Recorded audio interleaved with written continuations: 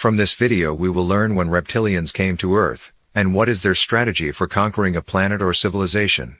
What is the role of reptilians in God's creation? We will learn about the war from 100,000 years ago, that took place between various extraterrestrial civilizations. This war that took place near and in the atmosphere of our planet and what happened within the Galactic Alliance at that time. We will also find out why aliens decided to build pyramids in many locations on Earth, as well as other interesting things. The fragments I will read are from the book The Forgotten Genesis written by Radha Chinnamar. Let's get started. The period about 100,000 years ago was very dark for mankind, as it involved a devastating conflict between many of the alien civilizations then existing on Earth.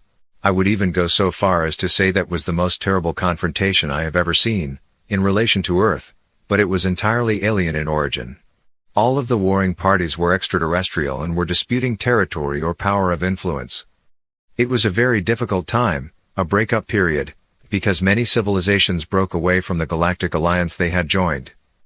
Due to the highly advanced technologies and the nature of the weaponry used, life on the planet's surface has suffered greatly, and in some areas, which are now underwater, has been completely eradicated.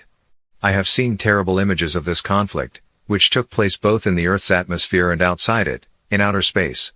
I was struck at the time, by the fact that the intensity of the fighting was so great, that a significant part of the planet's sky as seen from the ground was almost red. The clashes were of an unprecedented severity. Huge explosions left enormous debris on the Earth's surface. I also saw how they later extracted that debris, by sort of crumbling it and then absorbing it into giant ships, like containers. In my mind, at the time I called them garbage ships, but they were probably huge ships for transport. Strangely, that terrible conflict was not atomic. I saw only a few detonations reminiscent of nuclear explosions, but they were of lesser intensity than other deflagrations that occurred at the same time. The main source of disagreement was complex in nature.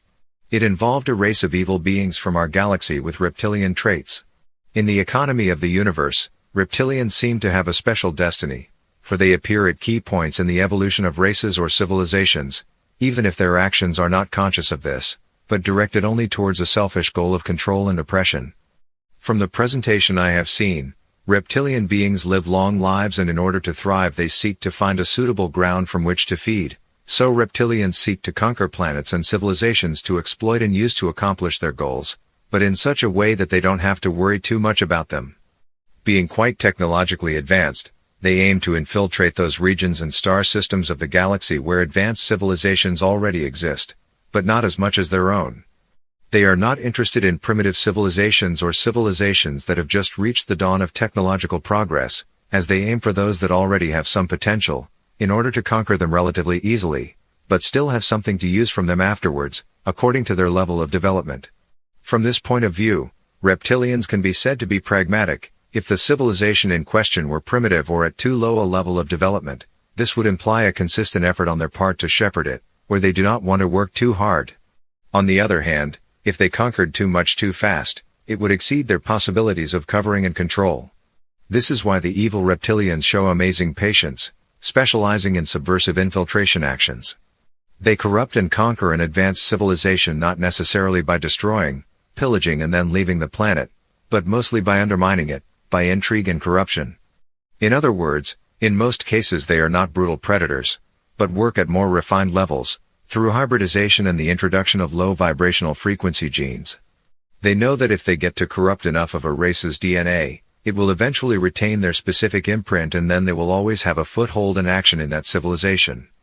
The bigger this specific trace imprinted in a race's DNA, the better for the reptilians, because then they will be able to influence it more easily in decisions and actions. Therefore, their plans are less violent, immediate or with large-scale cosmic battles, and more long-term, infiltrating the DNA of some races with their own DNA. In time, they know that this action will corrupt that race, at least to some extent, and that weakness they can then use for their own benefit. In this way, evil reptilians end up corrupting even advanced civilizations in an indirect way. As I said, they always aim to orient themselves towards those civilizations that are not very developed, but which are nevertheless part of cosmic alliances or have entrances to some developed civilizations. By applying the hybridization modality, they simply infiltrate the germs of evil into that civilization or alliance of developed civilizations, placing their hybrids in important positions and thus creating breaches in the security and good understanding in that alliance. It's a very subversive, but effective way of spreading their evil influence throughout the galaxy. This was also the way they acted in the case of Earth. Using infiltration through some of the Galactic Alliance member civilizations, and even a civilization that was descended from the original Sirians, but had settled in a star system other than Sirius A, they transmitted elements of their own DNA into the human population. What surprised me somewhat was that the infiltration was not a mass infiltration, but rather followed a subtle path.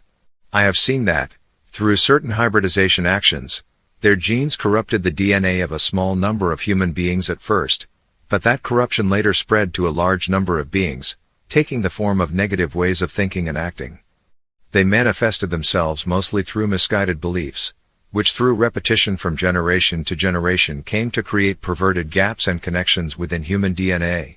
This subtle way of perversion was later used by humans to achieve onerous goals.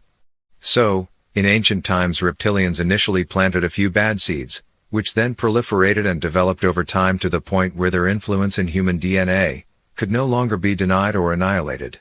It is true, however, that this corruption does not occupy a large percentage of the DNA macromolecule, but as far as we have seen it only represents about 2 to 3% or even less, but even so some tendencies, habits and actions, especially in contemporary society, show us what negative effects can occur as a result of the resonances induced by this very dangerous civilization. The corruption and infiltration of reptilians even among relatively advanced Alliance civilizations led quite quickly to claims on certain territories both on Earth and in our solar system that they wanted to control. I have seen and understood, in a clever combination of images, that some of the higher beings of those civilizations have begun to manifest certain intentions and tendencies, other than those respecting universal harmony, in moving toward objectives and goals with individual and power-oriented goals.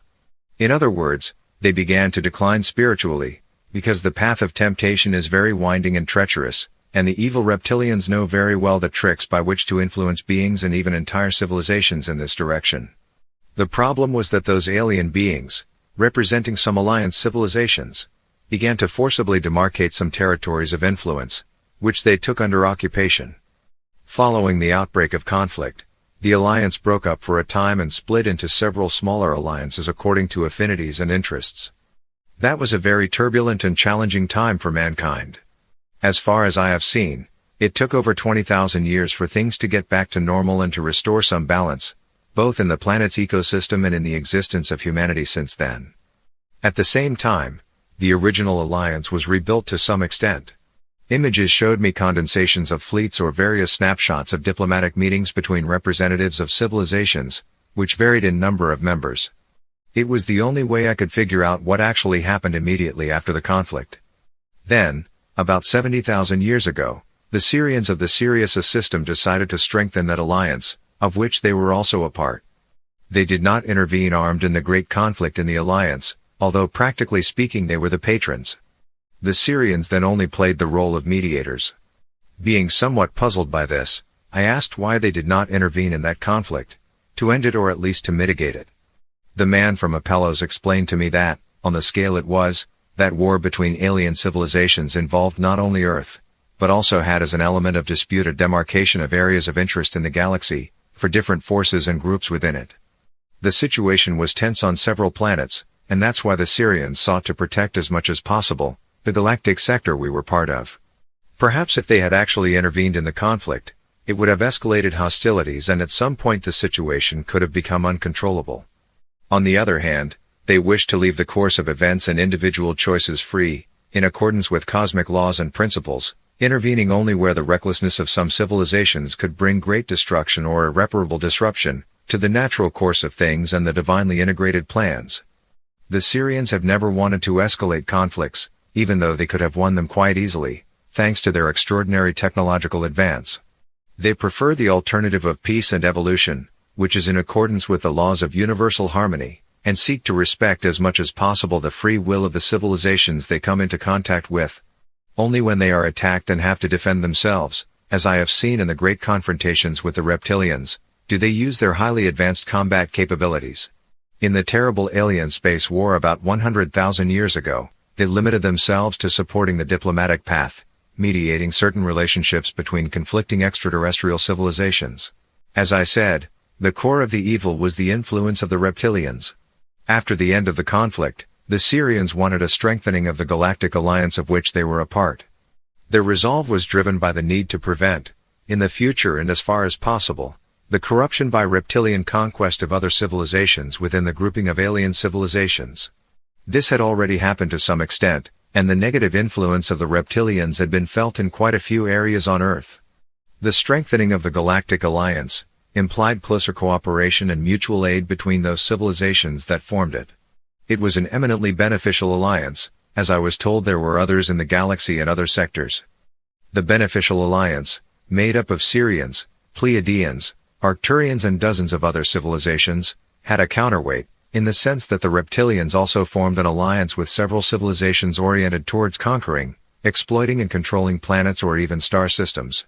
This is why the Sirians wanted to increase collaboration between the civilizations within their alliance, in order to bring together more different vibrational frequencies, against the reptilian force and the evil and very subversive alliance they had formed.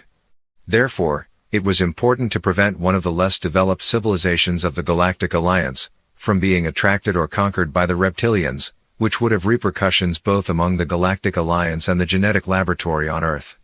Further, in Chapter 13 of the book Forgotten Genesis written by Radu Chinnamar, we learn that with the invasion of reptilians into our solar system about 100,000 years ago, the positive alien civilizations that watch over our planet, in order to protect the inhabitants of the planet from the influence of reptilians, decided to build pyramids in various locations on Earth, the pyramids having the role of emitting beneficial and elevated energies, to protect human beings on Earth and at the same time to help them evolve further. Also, from the following excerpts from the mentioned book, we will find out why the reptilians were allowed to come to the solar system anyway, even though they could easily have been destroyed by beneficial alien civilizations that are much more technologically evolved than the reptilians. Here's what the book says. The construction of pyramids on our planet began about 100,000 years ago. That context is worth a brief overview, as it provides a broader and more pertinent view of how pyramids were built on Earth, who the real builders were, and the main motivation behind those colossal constructions. I have come to see and understand these things, because I have focused on the construction of the pyramids. I already knew that the 3 pyramids on the Giza Plateau near Cairo were by no means the first pyramids built on our planet, so I wanted to know what it was that led to the construction, with a science and precision unparalleled today, of these colossal edifices. At first it was suggested to me by images that at some point, building pyramids on Earth became a necessity. I have thus seen the fragmented initiation of such constructions at different points on the globe, and schematic connections between them and outer space. I was seeing certain directions, symbols and geometric shapes that I couldn't understand. Then, in a logical sequence, the images showed the constitution of an extraterrestrial being with reptilian features. It was a quick but complex presentation from several angles, with lots of adjacent data and symbols, which had a great dynamism within the hologram. Then the content of the images changed, showing me brief but accurate snapshots of several types of cosmic craft, which were generally elongated in shape. One of the types, however, had the classic round shape of the UFOs presented in the literature. Then the hologram split, in the sense that the image of the reptilian being appeared in the lower left corner of the hologram, and the rest was filled with the image of a huge fleet of ships similar to the ones mentioned above, plus others much larger in size. The images were very dynamic, zooming in and out depending on the ideas we wanted to emphasize. The fleet's movement was attached to the image of our solar system, which I recognized mainly from the image of Saturn and the red spot on Jupiter. I was thus shown in a simple way, that the reptilians were heading with their cosmic fleet towards our solar system. The feeling and excitement I felt at that visual impact was chilling, because it was not just a simple visualization, but also a connection to the state of the moment, of the context. In the face of the threat, the most important and evolved alien civilizations of the Galactic Alliance, who were watching over our planet, so that the plan for the genetic evolution of the human being on Earth could proceed smoothly, decided to defend our planet and the project they had worked so hard on until then. I was astonished to see from the synthesis of the images, that even in this radical action, the advanced extraterrestrial civilizations that had the responsibility of the laboratory on our planet, acted in such a way that human beings could evolve even under those conditions. For this, the original Sirians decided to introduce advanced technology to Earth to counter the reptilian assault. As I roughly perceived it, those events that I watched in summary on the holographic screen happened 100,000 to 108,000 years ago. At that time, the ENL beings were in full creative bloom, so access to the technology of Sirius and the advanced alien civilizations then inhabiting Earth was easier, due to the fact that the ENL branch already had a refined level of consciousness and understanding.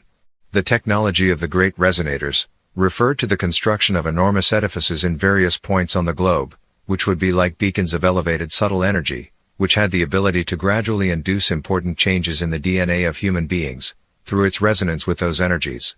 At the time I understood and greatly appreciated the idea, but then I wondered, why didn't the Syrians or even the alliance they formed with other advanced alien civilizations ban the reptilians here on Earth, or even in the galaxy, with all the harm they do? I would have thought this wouldn't have been too difficult for them. Then, in a few flashes of very cleverly grouped images I realized that even though the involvement of the evil reptilians was terrible, yet on a global understanding they played their part in all those events. It was thus revealed to me that their intervention was in fact a necessity, because ultimately it led to such a specialization of the DNA of the human being, so hard and close to the physical plane, that it gave the possibility of incarnation on this plane to a large number of beings from the astral plane, who otherwise would not have had the necessary level to be born in higher physical bodies. I understand, therefore, that the plan of creating a human being with a very complex DNA had in mind, among other things, to create greater possibilities for certain souls on the astral plane to evolve through incarnation, because they needed to understand the meaning of their experiences, and to fructify them in accordance with their individual karma.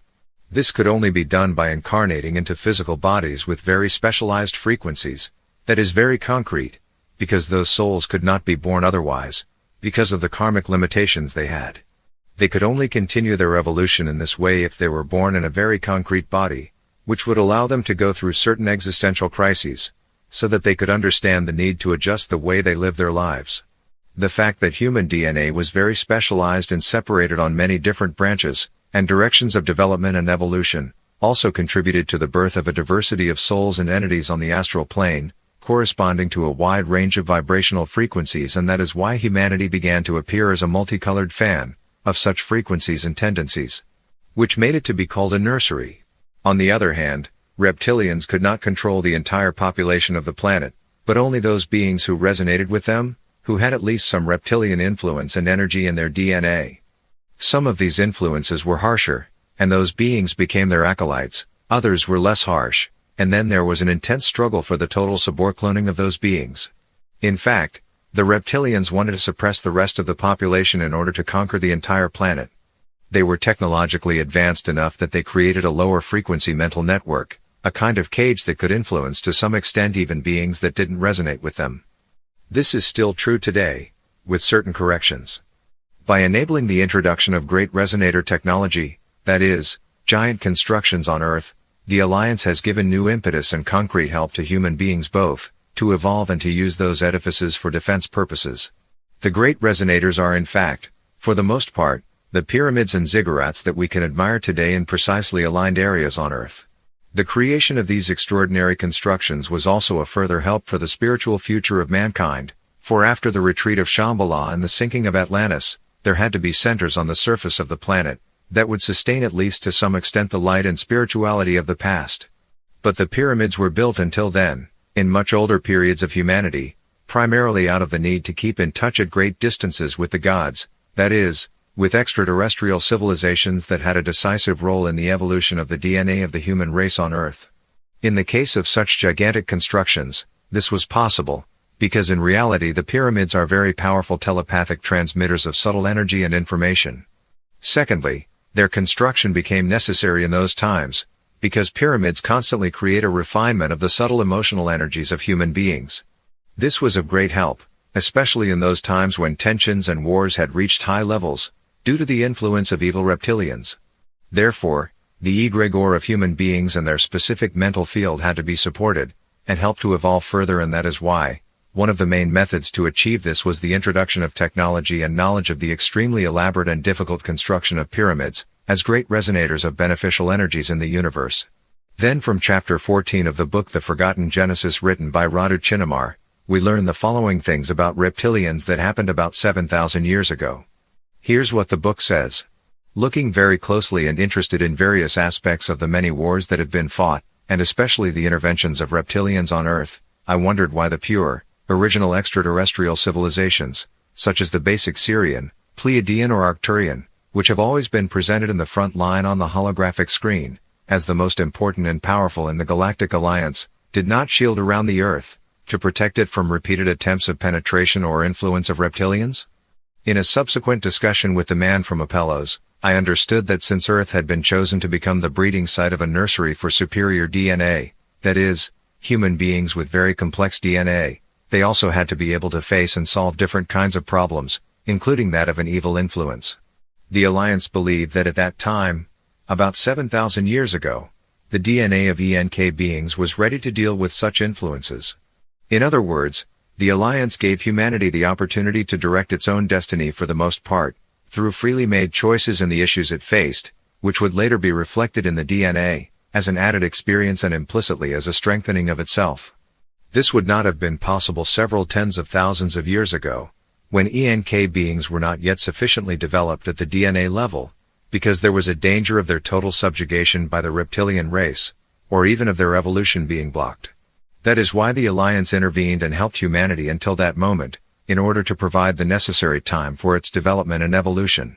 However, as I said, thousands of years ago the advanced civilizations of the Alliance preferred to let things unfold largely through human choices, even if sometimes they were not good.